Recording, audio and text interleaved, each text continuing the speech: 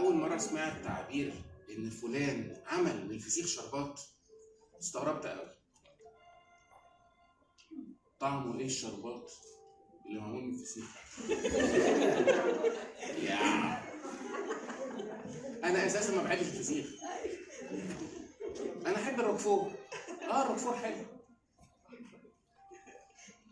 والمشروم، انا لما احب ادلع نفسي اروح مطعم يكون بيعمل ستيك بالمشروم او بالروكفور. مش اي مطعم يعمله، ومش اي مطعم يعمله حلو. يا سلام، الروكفور لازم تشمه، يملى نباشيشك كده. هقول لكم ازاي. والمشروم لازم يبقى صحيح. في بتاع 4000 نوع مشروم، كل واحد اغلى من التاني وادق من التاني وانت بتحضره مزاج. يا سلام. واحد صاحبي بتاع علوم، خريج علوم، قال لي انت عارف ايه وجه الشبه بين المشروم والروكفور؟ ايه؟ اتعلم. قال لي الاثنين عفن. قلت بيشتغلني، اتاكدت عنده حق. مهم المشروم تكليم صحيح كده، يعني يظهر ان العفن ما ينفعش نقطعه، يعني هو لازم يتحد على بعضه كده عشان يملى الدماغ. والروكفور طلع ان له اصول. احنا طبعا بناكله على توست، الفرنساويين يحلوا بيه في اخر الاكل لوحده حته على بعضها كده، او اي جبن. الاصول دي ما تطلعيش حته الروكفور من الثلاجه وتحطيها على العيش على طول، ما يبقاش صحي وما يعملش مفعول. قال لك الشوكولاته كده برضه، بس انا مش دايما بعرف ادلع نفسي. يعني في مره من المرات كنت سايب، يعني كان الشغل سايبني وبقى لي شهر واثنين وثلاثه، وقتها كنت عندي لان ما كنتش بقالي 10 سنين اخدت مليم من عند اهلي. فتحت الثلاجه المطعم الصغير بتاعي، ما اسعفتنيش قوي، لقيت عيش مخضر مرقفر. انتوا مش عارفين قصه الروكفور. قصه الروكفور دي ان في جبنه بيضه اتخزنت، لا مش جبنه بيضه من بتاعتك، فرنساوي، اتخزنت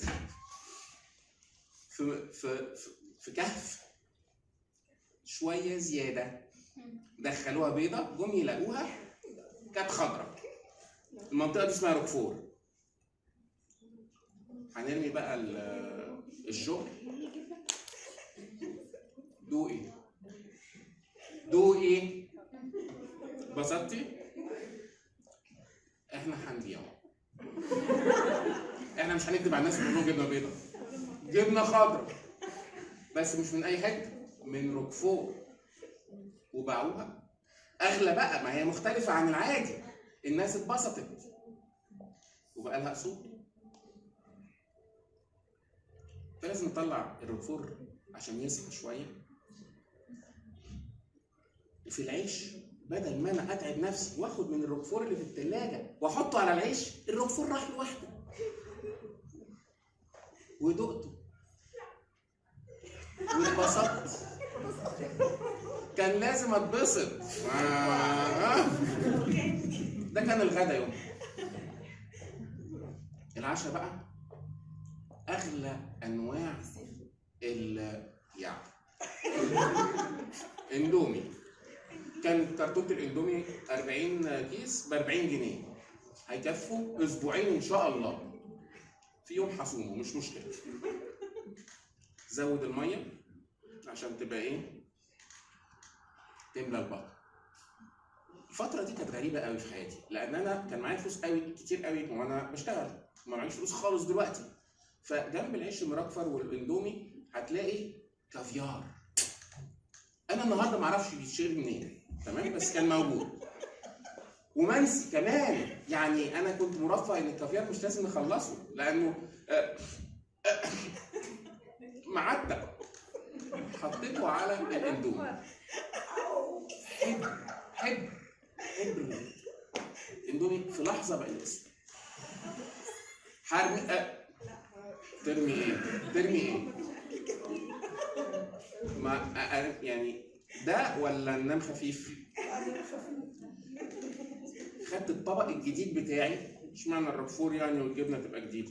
انا عملت طبق جديد، وفي الفتره دي جنب الروكفور والكافيار كان في شاشه كبيره في الصاله، ما يغركوش الثلاجه فاضيه، في شاشه كبيره في الصاله. رحت هناك، رفاهيه، احلى فيلم، واكل واتبسط. اتاري يا جماعه ينفع ساعات نعمل من الفسيخ شربات.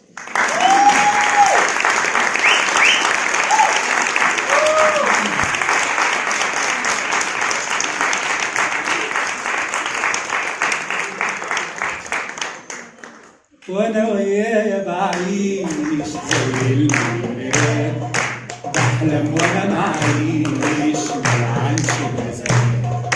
وانا ويايا بعيش زي المليونيرات، واحلم وانا معيش ملعنش الازمات. مجنون وجنانة عين العقل ده دق عين، جنانة عين العقل ده دق عين، وجناني ده شيء مش سهل تقدر تتجنن زيي. انا احب اسهر للصبح واقعد عمري ما اروح بدري. انا احب اسهر للصبح واقعد عمري ما اروح بدري. مخلوق رافض للنصر والعمر بعيشه بسهري، وبصاحب كل الخلق البيت صاحبي والفارق، وبصاحب كل الخلق البيت صاحبي والفارق. اتعشى في باب الخلق وافطر على البحر في بحري، اجي اتغدى ملاقيش ملعنش الازمات. وانا ويايا بعيش زي المليونيرات، بحلم وانا معيش